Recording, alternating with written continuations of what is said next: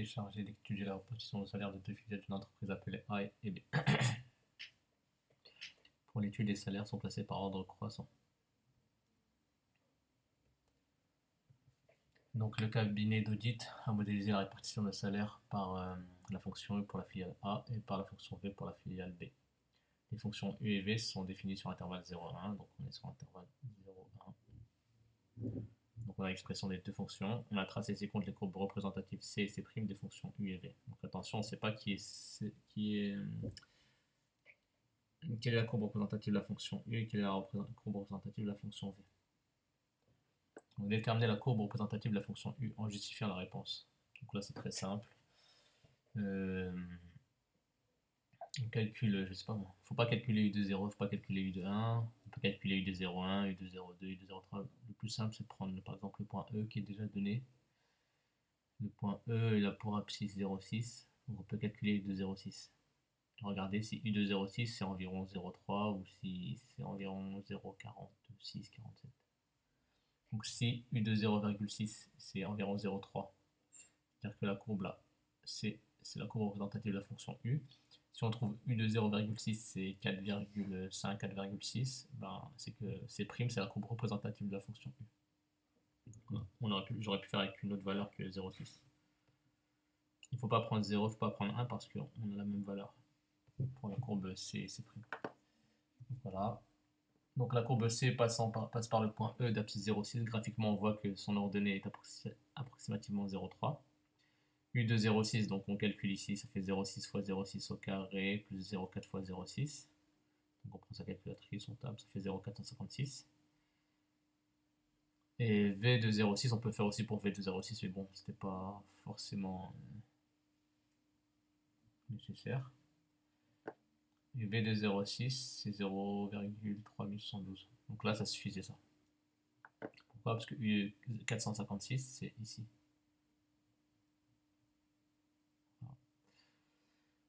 Donc ça veut dire quoi? Donc la courbe C est la représentation de la fonction V et la courbe représentative de la fonction U et C'.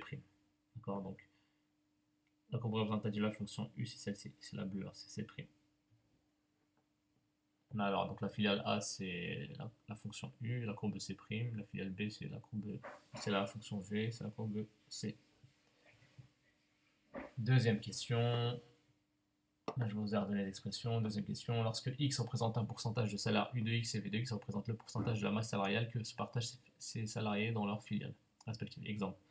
Pour le point C, pour la courbe C, pardon, le point E, dont les coordonnées sont ici, signifie que 60% des salariés ayant les plus bas salaires se partagent 30,112% de la masse salariale.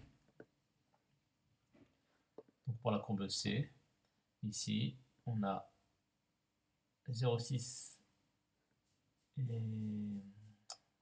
l'ordonnée c'est 0,3072. Donc ici c'est les pourcentages. 0,72 fait 30,72%. Donc ça veut dire quoi? Ça veut dire que c'est écrit ici que 60% des salariés ayant le plus bas salaire se partagent 30,72% de la masse salariale. Alors les plus bas salaires parce que c'est tout ce qu'il y a. 0,6 là, 60%. Ça correspond à cette partielle de la courbe. Et donc c'est les plus bas salaires.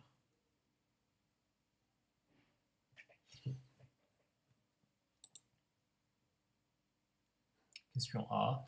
Calcule le pourcentage de la masse salariale que se répartissent les 50% des filiales. Calcule le pourcentage de la masse salariale que se répartissent les 50% des salariés de la filiale A ayant les plus bas salaires. Donc je vous rappelle que la filiale A, c'est la courbe C', d'accord? Donc nous, on cherche à déterminer 50%.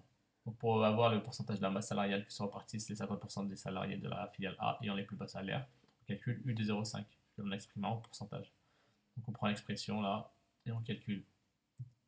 Donc U de 0,5, ça fait 0,6 fois 0,5 au carré plus 0,4 fois 0,5, ça fait 0,35. Donc 50% des salariés ayant les plus bas salaires dans la filiale A se partagent 35% de la masse salariale.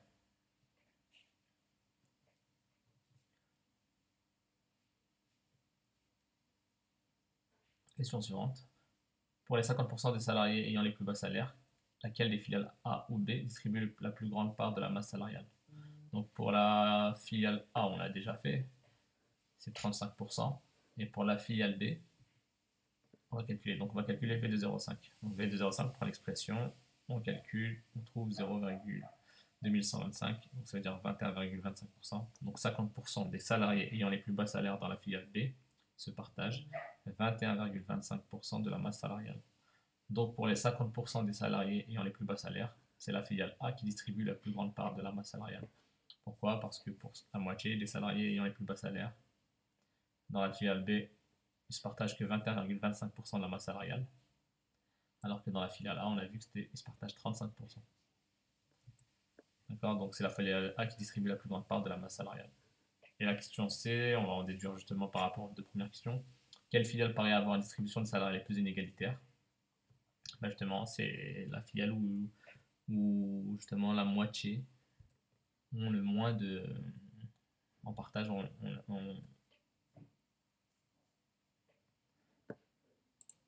ici on a vu que dans la filiale A, 50% des plus bas salaires se partagent 35%, et dans la filiale B, 50% se partagent, les plus bas salaires se partagent 21,25% de la masse salariale.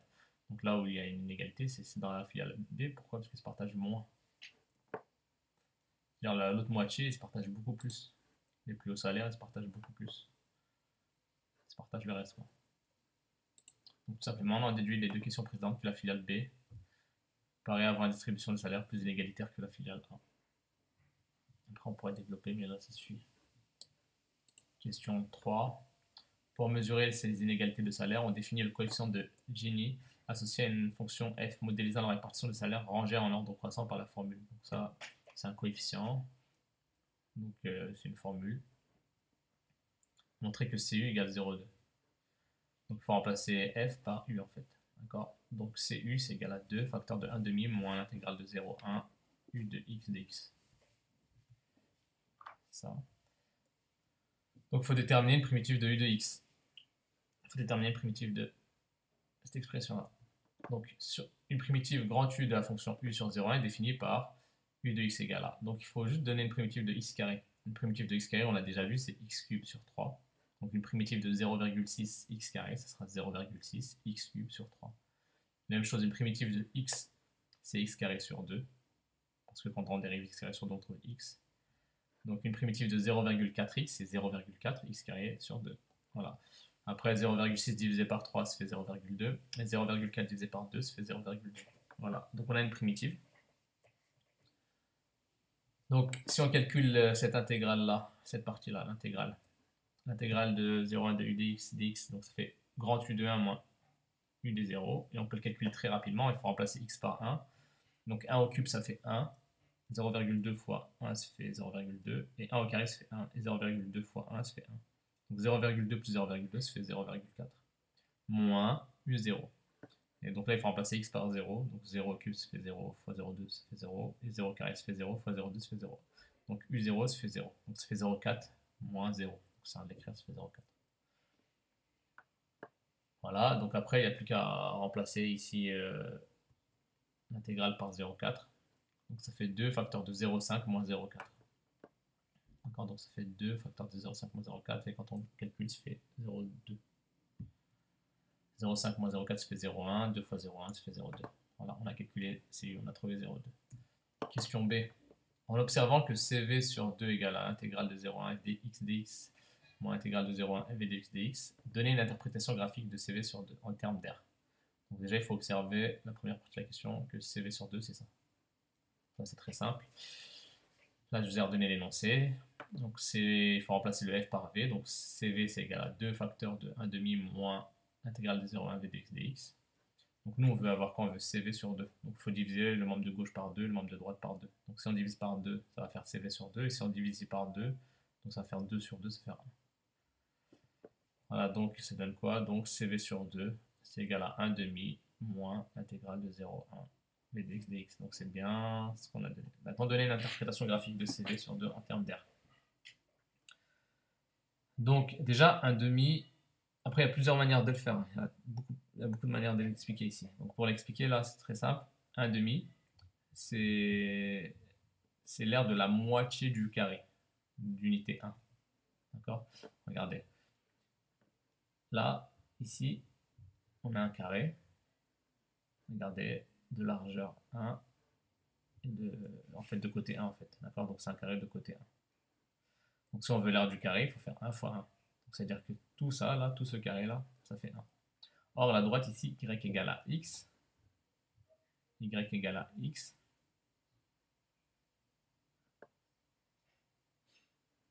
elle coupe le carré en deux, parce que c'est la diagonale. C'est-à-dire que l'aire qui est ici, là, l'aire qui est en dessous de cette droite-là, regardez bien, parce que je ne vais pas colorier, l'aire qui est tout ici, là, ça fait 1 demi, toute cette aire-là. Je colorie. Tout ce qui est en dessous de cette droite-là, ça fait 1 demi. Donc de plus, 1 demi est la moitié de l'aire du carré, de côté 1. Donc c'est l'aire du domaine compris entre la droite d'équation y égale à x, donc cette droite-là, l'axe des abscisses, x égale 0 et x égale 1. Autrement dit, 1 demi c'est égal à l'intégrale de 0 à 1 et x dx. D'accord? C'est égal à... Si on calcule cette intégrale-là, ça va faire 1 demi. Vous aurez pu le faire, d'accord? Donc c'est 1 demi. Donc ça fait 1 demi. Ou alors on calcule, soit on l'observe, soit on le calcule. Donc vous trouverez 1 demi. Et ensuite, maintenant, ici, cette intégrale-là, elle correspond à quoi? Donc, la courbe représentative de la fonction v, je vous rappelle que c'est la courbe c, c'est celle-ci, celle qui passe par E. Donc, l'intégrale de 0 à 1 de v dx dx représente l'aire du domaine compris entre la courbe c, l'axe des abscisses, et les droites d'équation x égale 0, x égale 1. C'est-à-dire tout ce qui est en dessous de cette courbe-là. Tout ce qui n'est pas en rouge, là. Tout ce qui est en blanc ici, et qui est en dessous de la courbe c, ça correspond à cette intégrale-là. Donc si on fait cette intégrale-là moins celle-ci, donc ça veut dire que tout ce qui est... Donc là, je vous rappelle que cette intégrale-là, c'est 1 demi. Le résultat, en fait, ça correspond à quoi? C'est tout ce qui est en dessous de la droite y égale à x, ici, là, moins, il faut enlever quoi? Il faut enlever la partie qui est en blanc, ici. Donc si j'enlève la partie qui est en blanc, qu'est-ce qui va me rester? Il va me rester la partie hachurée en rouge. Donc ça veut dire que CV sur 2 représente l'aire du domaine hachuré sur le graphique ci-dessous. Donc en fait, c'est l'aire qui est compris sous la droite d'équation y égale à x, au-dessus de la courbe C, et entre les droites d'équation x égale 0 et x égale 1. Voilà, donc il y a plusieurs manières de justifier cette réponse. Question C. En déduire que CV est compris entre 0 et 1. Donc l'aire du domaine hachuré est plus petit que 0,5. Parce que 0,5 c'est tout ça. On va l'expliquer. Forcément la partie hachurée elle est inférieure à 0,5. Donc l'aire du domaine hachuré est plus petit que 0,5. Donc ça veut dire que CV sur 2, puisque c'est la partie hachurée CV sur 2, c'est inférieur ou égal à 0,5. Donc si je multiplie ce membre-là par 2 et ce membre-là par 2, donc 2 fois CV sur 2, ça va faire CV. Et 0,5 fois 2, ça fait 1. Donc on vient pour expliquer que CV il est inférieur ou égal à 1. Or, de plus, CV, ça représente quoi? Ça représente une aire. Donc c'est forcément une positive. Donc une aire, ça ne peut pas être négatif. Donc CV représente une aire, donc est positive. Donc CV est compris entre 0 et 1. Donc forcément, si c'est une aire, c'est plus grand que 0. Et là, on vient d'expliquer que c'était inférieur ou égal à 1. Donc forcément, CV est compris entre 0 et 1. Voilà, on a répondu. Même pour cette question-là, il y a d'autres manières de le faire. Et question D. Justifier une égalité CU inférieure ou égal à CV. Donc CU, on a vu que c'était 0,2. On peut calculer CV. CV, c'est très simple. On peut le calculer justement en déterminant une primitive. Là, je vais vous montrer d'une autre manière. De la même manière, on prouverait que CU sur 2. Donc on avait vu que pour CV sur 2, CV sur 2, c'est la partie hachurée en rouge. De la même manière, pour CU sur 2, on prouverait que CU sur 2, c'est l'aire ici, qui est en bleu. C'est l'aire qui est entre la droite y égale à x. Donc,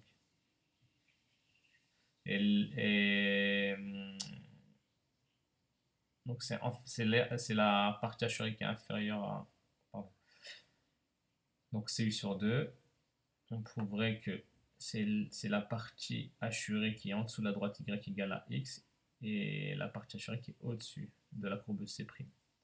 Pourquoi? Parce que CU sur 2,